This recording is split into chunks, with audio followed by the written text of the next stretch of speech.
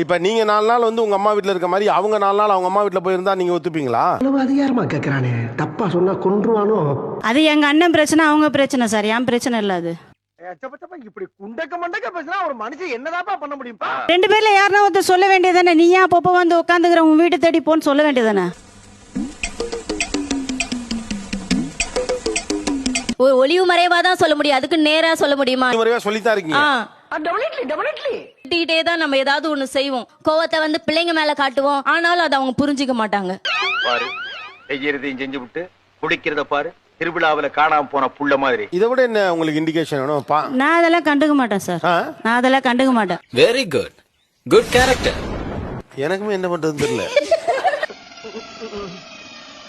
அவரே கன்ஃபியூஸ் ஆயிட்டாரு. நல்ல வேலை எங்க பொண்ணுக்கு எதையும் உங்க வீட்டுல கொடுக்கல. போய்